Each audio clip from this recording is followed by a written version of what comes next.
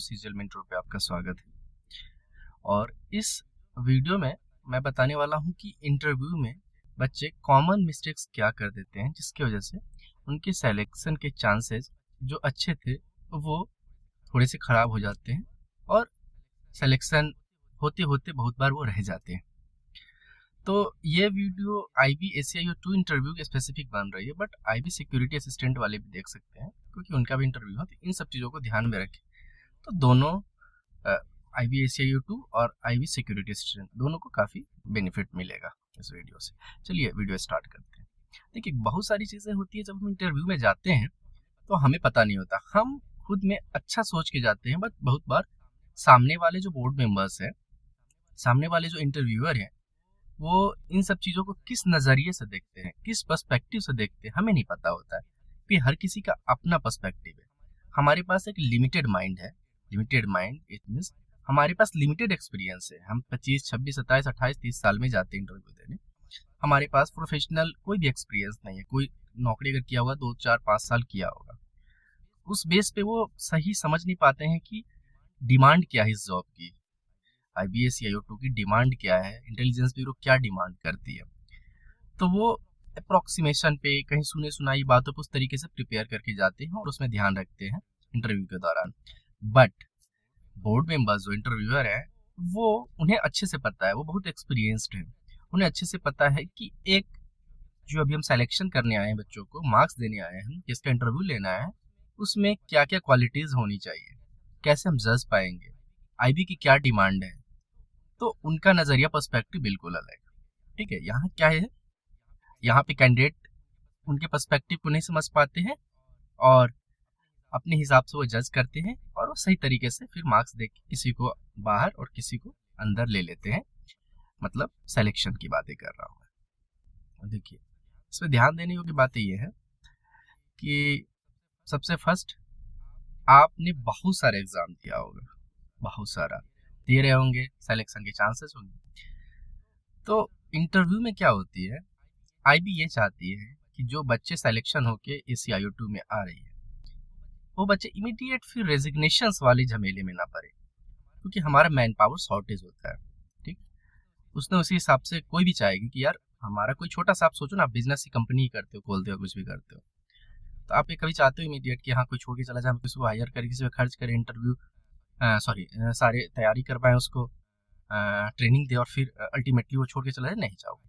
तो IB भी ऐसा ही डिमांड करती है, क्योंकि ये जॉब छोड़ने वाले बहुत लोग हैं। वो लोग हैं जिनको बेटर अपॉर्चुनिटीज़ मिल जाती है। मैंने बोला जॉब कराए फिर से, जिसको असिस्टेंट कमांडेंट मिल गई, जिसको UPSC निकल गया, जिसको CGL में टॉप इंस्पेक्टर्स वगैरह मिल गई। तो ऐसे बहुत सारे लोग हैं जो जॉब को जस्ट शिफ्ट कर देते हैं, कोई पर्सनल रीजन से छोड़ देते हैं, ये सारे। तो वो ये कोशिश करते हैं कि जिनका सिलेक्शन होने वाला है, जिनका नहीं हुआ बट कहीं सिलेक्शन हो गया या प्रोबेबिलिटी होने की, तो वो फिर उसे लेना चाहते ही नहीं। ये एकदम सच बात बता रहा हूँ और एक्सपीरियंस वाली बातें बता रहा हूँ, सुनी सुनाई बातें नहीं बता रहा हूँ। ओके, तो इसलिए ध्यान ये रखना कि ज़्यादा स्मार्ट मत बनना। वहाँ जाके जो पूछेंगे ज़रूर पूछते हो, उन्हें जिसमें लगती है कि ये पोटेंशियल इस बंदे को ले लो, तो क्वेश्चंस वो करने की कोशिश करते हैं कि आपने कौन कौन सा एग्ज़ाम दिया है। तो बच्चे क्या है, बड़ा ही बहुत ही खुशी होते हैं, हाँ सर ये दिया, बिल्कुल बोलो, सच्ची बोलो, कोई दिक्कत नहीं। उसके बाद बोलते हैं कि सिलेक्शन हुई, तो बच्चे बहुत एक्साइटेड होकर बोलते हैं सर Tier 1 हो गया, Tier 2 और Tier 3 लगता है उधर भी हो जाएगा, लगता है। ये चीज़ें नहीं बोलनी है सर, हो जाएगा, हो गया तो डेट इज ओके, जाना है तो चले जाओ, IB में फिर क्यों आए, है ना। अगर नहीं हुआ तो बताओ ना कि नहीं हुआ, बोलो सर अभी सिलेक्शन नहीं हुए हैं। अगर सिलेक्शन नहीं हुआ तो सिलेक्शन नहीं हुए हैं, तैयारी कर रहा हूँ सर, बेटर जॉब, मतलब तो बोले कि ये जॉब छोड़ के चले जाओगे, ऐसा बोलेंगे। तो आप बोलना जैसे SSC की तैयारी की, कुछ से तैयारी करो, तो बोलना कि सर ये अच्छी जॉब है, लेवल 7 की जॉब है, अच्छी जॉब है, अच्छी मिनिस्ट्री ऑफ होम फेयर में IB में सर्व करने का मौका मिलता है। तो सर अगर ये जॉब मुझे मिल जाता है तो शायद ही सर मुझे लगता है कि मैं जिस जॉब की तैयारी कर रहा हूँ फिर कर पाऊँगा। तो इस तरीके से थोड़ी चीज़ें ये करना है कि उन्हें ये पता चले कि बंदा IB में आएगा तो फिर यहाँ रहेगा, ये छोड़ के भागने वाली चीज़ें ना होगी। तो चला कि बंदा ने आया, कैंडिडेट्स आए, सेलेक्टेड हुए, 2 महीने में, 3 महीने में, 6 महीने, 2 साल में निकल गए, तो इसको फिर प्रीफर नहीं करते, फिर मार्क्स कम देंगे, सोचेंगे इसके ना ले। ये कॉमन मिस्टेक्स करते हैं बच्चे, इसको बहुत प्रायोरिटी पे ध्यान रखना। मैं ये नहीं बोल रहा हूँ कि अपनी कैपेबिलिटी कम करो, लेकिन रियलिटी उनको बताओ, दिखावा मत करो, डींग मत हाँको। डींग हाँकना मतलब हुआ कि सर मेरा तो ये भी हो गया है, सर यहाँ भी दिए थे। बहुतों को मैंने देखा है, सर मेंस में बच गया पिछली बार 2 नंबर से, सर दिया था डिस्क्रिप्टिव मैंने दिया था, उसमें बस 2 मार्क्स से बच गया। सर इस तरीके की चीजें नहीं करो यार, बचपना है। ओके, नहीं हुआ तो नहीं हुआ ना, बोलो सर तैयारी कर रहे हैं 2 साल से 3 साल से, बट नहीं हुई है। रियलिटी में तो उनको भी पता है कि कंपटीशन का लेवल क्या है। ओके, नंबर ये वाली कॉमन मिस्टेक्स था। सेकंड कॉमन मिस्टेक्स की बातें कर रहा हूँ। बहुत बार बच्चे क्या होते हैं कि गैप काफी ज्यादा होता है। अभी जो आप लोग जा रहे हो, कोई 2020 में तो कोई 2021 में, मतलब जो भी है ग्रेजुएशन किया होगा, बट उसके बाद 4-5 साल कुछ नहीं कर रहे हो, फिर वहां पे तिकरमबाजी मत करो यार।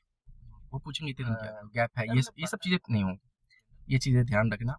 नंबर थर्ड, सबसे बड़ी बात एक और बता रहा हूँ कि बोस्टिंग वाली जो चीज़, डींग हाँकने वाली चीज़ें, यहाँ लो बच्चों को मैंने देखा है करते हुए।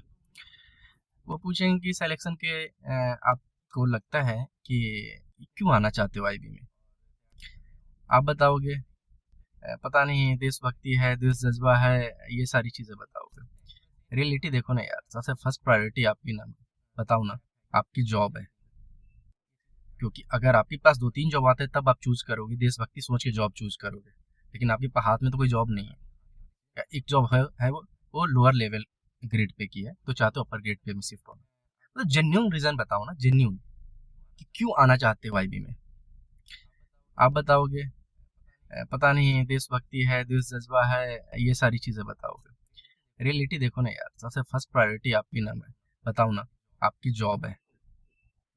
क्योंकि अगर आपके पास 2-3 जॉब आते हैं तब आप चूज करोगे, देशभक्ति सोच के जॉब चूज करोगे, लेकिन आपके हाथ में तो कोई जॉब नहीं है, या एक जॉब है वो लोअर लेवल ग्रेड पे की है, तो चाहते हो अपर ग्रेड पे में शिफ्ट होना। मतलब जेन्यून रीजन बताओ ना, जेन्यून, कि क्यों आना चाहते हो आईबी। तो जेन्यून बताओ ना, उन्हें पता है रियलिटी ना। आप ऐसा नहीं हो कि उन्हें बच्चों की तरह फुसला दोगे, बहला दोगे, या फिर डिफेंस की बहुत ट्रेनिंग चल रही है, न्यू रिक्रूट्स आए हैं, नए नए लोग आए हैं तो उसे जोश दे रहे। अरे यार वो बहुत हाईली एक्सपीरियंस्ड है पर्सन। तो रियलिटी बताओ, सर एक्चुअली तैयारी कर रहा हूँ, अनएम्प्लॉयड भी हूँ, और अच्छी अपॉर्चुनिटीज़ के लिए यहाँ अच्छी दिखी, इसलिए मैंने निकाला है और मैंने मेहनत करा है। उन्हें बताओ रियलिटी, और साथ ही साथ उसके बाद उसमें ऐड करो, साथ ही साथ यहाँ देश को सर्व करने का अच्छा मौका मिलता है, अपॉर्चुनिटी मिलता है, ये सब चीज़ें करो। सर चैलेंजेस हमें, हाँ एक थर्ड और बताता हूँ, चैलेंजेस वो क्या करते हैं। सेकेंड वाला मेरा आंसर हो चुका है, इसी से रिलेटेड है, इसलिए मैं थर्ड कॉमन मिस्टेक्स बता रहा हूँ। एक चीज और वो करते हैं, एसएसक्यू और अटेस्टेशन फॉर्म होता है। ओके, तो एसएसक्यू में सिक्योरिटी क्वेश्चंस होते हैं, अटेस्टेशन फॉर्म में डिटेल्स होते हैं सारी। तो एसएसक्यू में और उसमें क्या होती है, पूरे फैमिली के डिटेल्स और बैकग्राउंड पढ़ना पड़ता है। वो एक और चीज मैंने देखा है, जो मैंने फील किया, वो कोशिश करते हैं जिन्हें की बैकग्राउंड थोड़ी सी उतनी सोफिस्टिकेटेड नहीं है, फ्रेंकली स्पीकिंग। देखो मैं ये नहीं बोल रहा हूँ कि बहुत अच्छी सोफिस्टिकेटेड बैकग्राउंड है तो नहीं होगा, उनका बस ये जानना है कि बच्चे चैलेंजेस को एक्सेप्ट करते हैं, दैट इज ओके।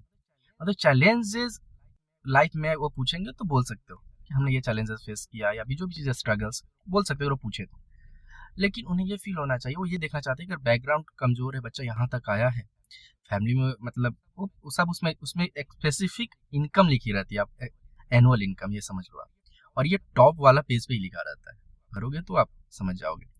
वो इससे वो ये देखना चाहते हैं कि इनकी फैमिली इनकम क्या है, और बच्चे में देखो क्या होती है थोड़ी सी चीज़ें, हमारा माइंड की बातों को समझो, नीड वांट ये सारी चीज़ें शायद इकोनॉमी बहुत लोगों ने समझा होगा।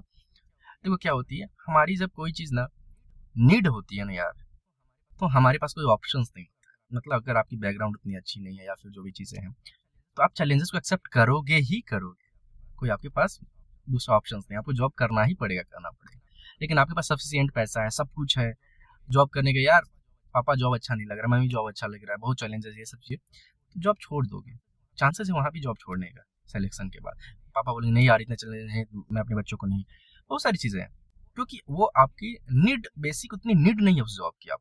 ओके, इस पर भी कोशिश करना थोड़ा सा, मतलब चैलेंज, उन्हें ये पता चलना चाहिए कि चैलेंजेस को एक्सेप्ट करने वाला है, क्योंकि लाइफ में इस जॉब में चैलेंजेस आएंगे और वो एक्सेप्ट करेगा, और वो चैलेंजेस से घबराने वाला और हार मानने वाला नहीं है। ओके, थर्ड कॉमन मिस्टेक्स की बात मैंने बता दी, फोर्थ कॉमन मिस्टेक्स की बात मैं बताने वाला हूँ। इसमें क्या है फोर्थ में, कि यार जो क्वेश्चंस नहीं आते हैं, ओके, जैसे उन्होंने कोई चीज पूछा, देखो हर कोई परफेक्ट तो नहीं है, हर किसी को हर कुछ पता है क्या? नहीं पता है ऑब्वियसली। इंटरव्यू में क्या है, वास्ट है, समुद्र है, ओशन है, वो कुछ भी पूछ सकते हैं। तो ऐसा नहीं है कि इंटरव्यूअर भी एक्सपेक्ट कर रहे हैं कि जो पूछे वो भैया दे बता दो। अब एकदम बहुत ही पंडित और विद्वान लेके हम बंदा में चाहिए या फिर कैंडिडेट चाहिए।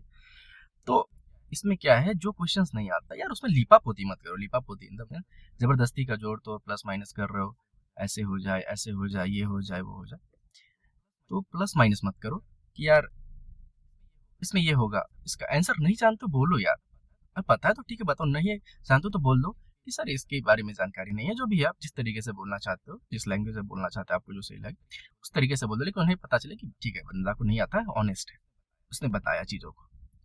ये सारी चीज़ें थोड़ा सा मैं बस फिर से एक बार बता देता हूँ, वीडियो समराइज करता हूँ कि मैंने बता दिया, डींग नहीं हाँकना है, बड़ी बड़ी बातें नहीं दिखानी है, जो चीज़ नहीं है, जो सिलेक्शन नहीं वो नहीं करना है। उनका क्या पॉइंट है कि बच्चे जल्दी ना छोड़े।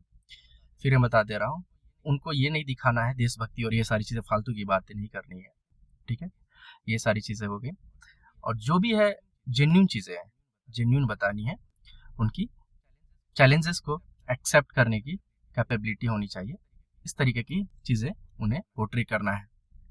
जो चीज़ें नहीं आती है उन्हें बताना है, जो चीज़ें आती है जेन्यून उसी को चीज़ों को मतलब बताना नहीं आता है तो कोई बात नहीं है यार, हर कोई परफेक्ट नहीं आ सकता, बहुत सारी चीज़ें वो समझते हैं। तो ये सारी चीज़ें हैं। All the best. उम्मीद करता हूँ हम आपके जर्नी में मैं साथ हूँ और आपको मदद मिल रही होगी, और आगे भी कोशिश करूँगा मदद उपलब्ध करवाता हूँ वीडियो जारी करके। चलो thank you, thanks for watching.